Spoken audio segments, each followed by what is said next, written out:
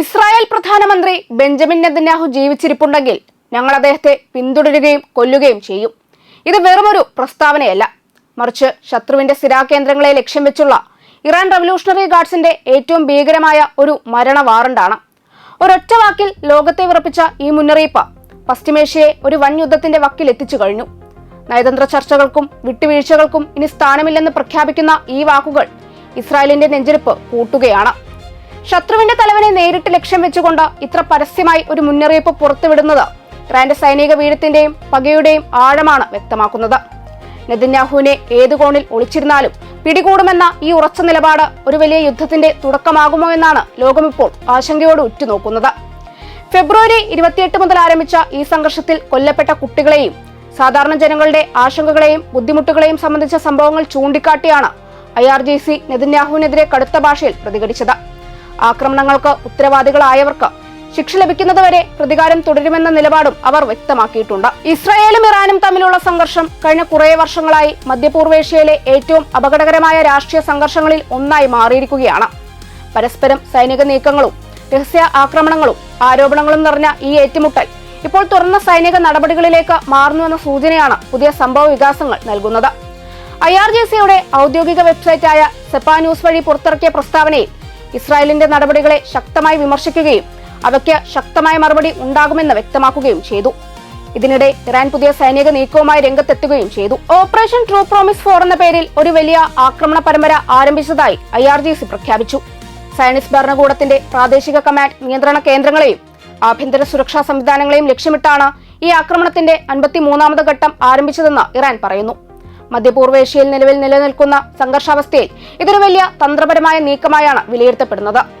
ഈ സൈനിക നീക്കത്തിന് പിന്നിൽ ഒരു പ്രത്യേക പശ്ചാത്തലമുണ്ടെന്നാണ് ഇറാന്റെ അവകാശവാദം.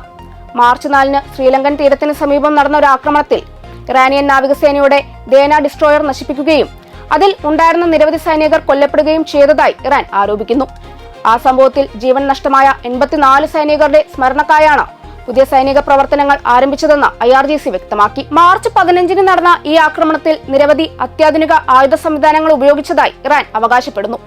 ഹൈപ്പർസോണിക് വിഭാഗത്തിൽപ്പെടുന്ന ഫത്ത, ഖാദർ എന്നീ മിസൈലുകൾ ഉൾപ്പെടെ 10 ശക്തമായ മിസൈലുകൾ ഉപയോഗിച്ചുള്ള സംയുക്ത ആക്രമണമാണ് നടന്നതെന്നാണ് റിപ്പോർട്ടുകൾ. ഇതോടൊപ്പം വിനാശകരമായ ഡ്രോണുകളുടെ വലിയ സംഘവും ഉപയോഗിച്ചതായി ഇറാനിയൻ വൃത്തങ്ങൾ പറയുന്നു. അമേരിക്കൻ സേന നിലയുറപ്പിച്ചിരിക്കുന്ന UAE-യിലെ അൽദഫ്ര വ്യോമതാവളത്തെയും മറ്റ് സൈനിക കേന്ദ്രങ്ങളെയും ലക്ഷ്യമിട്ടാണ് ഈ ഡ്രോൺ ആക്രമണങ്ങൾ നടന്നതെന്നാണ് IRGCയുടെ വാദം. ഇസ്രായേലിന്റെ പ്രാദേശിക കമാൻഡ് ആൻഡ് കൺട്രോൾ സെന്ററുകളും ആഭ്യന്തര സുരക്ഷാ നിയന്ത്രണ സംവിധാനങ്ങളും ഈ ആക്രമണത്തിന്റെ പ്രധാന ലക്ഷ്യങ്ങളായിരുന്നുവെന്നും ഇറാൻ വ്യക്തമാക്കി. സൈനിക പ്രവർത്തനങ്ങൾ ഏകോപിപ്പിക്കുന്ന ഈ കേന്ദ്രങ്ങളെ ലക്ഷ്യമിടുന്നതിലൂടെ ശത്രുവിന്റെ പ്രവർത്തനശേഷിയെ ദുർബലപ്പെടുത്തുക എന്നതാണ് ഈ നീക്കത്തിന്റെ ലക്ഷ്യമെന്നാണ് ഇറാന്റെ നിലപാട്.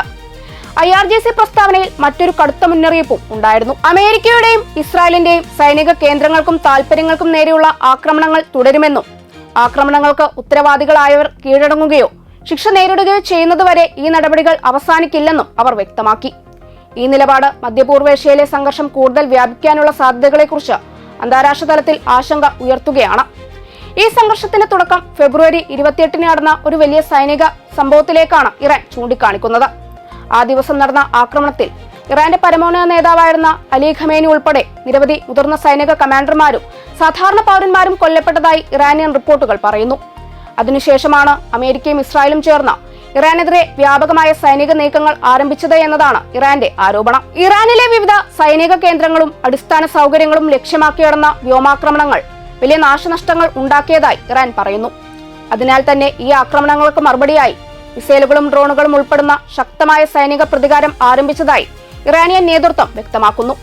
ഇപ്പോൾ മധ്യപൂർവേഷ്യയിലെ സ്ഥിതി അതീവ സൂക്ഷ്മമായ ഘട്ടത്തിലേക്കാണ് നീങ്ങുന്നത്. ഇറാനും ഇസ്രായേലും തമ്മിലുള്ള നേരിട്ടുള്ള സൈനിക ഏറ്റുമുട്ടൽ കൂടുതൽ വ്യാപിക്കുകയാണെങ്കിൽ അതിന്റെ പ്രത്യാഘാതങ്ങൾ ആഗോള രാഷ്ട്രീയത്തെയും സമ്പദ് വ്യവസ്ഥയെയും ബാധിക്കുമെന്നാണ് വിദഗ്ധർ മുന്നറിയിപ്പ് നൽകുന്നത്. ഓപ്പറേഷൻ ട്രൂ പ്രോമിസ് 4 എന്ന ഈ ആക്രമണ പരമ്പരയിലൂടെ ബെഞ്ചമിൻ നെതന്യാഹുവിനും ഇസ്രായേലിനും കൃത്യമായൊരു താക്കീതാണ് ഇറാൻ നൽകുന്നത്. ഇറാൻ ഒരു കാര്യം പറഞ്ഞാൽ അത് നടപ്പിലാക്കിയിരിക്കുമെന്നതിന്റെ തെളിവായി ഈ ഓപ്പറേഷൻ മാറിക്കഴിഞ്ഞു. മധ്യപൂർവേഷ്യയിലെ ഭൗമരാഷ്ട്രീയ സമവാക്യങ്ങളെ തന്നെ കടപുഴക്കിയെറിയുന്ന ഈ നീക്കം നെതന്യാഹുവിന്റെ അധികാര കസേരയെ പോലും വിറപ്പിക്കുകയാണ്.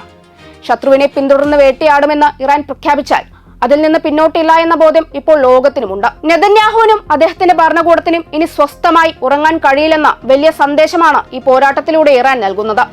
ലോകം മുഴുവൻ ഇപ്പോൾ ശ്വാസമടക്കി നോക്കി നിൽക്കുന്നത് ഇറാന്റെ അടുത്ത പ്രഹരം എവിടെയായിരിക്കും എന്നതിലേക്കാണ്. കാരണം ഇറാൻ ഇത് പറഞ്ഞിട്ടുണ്ടെങ്കിൽ അത് ചെയ്തിരിക്കും.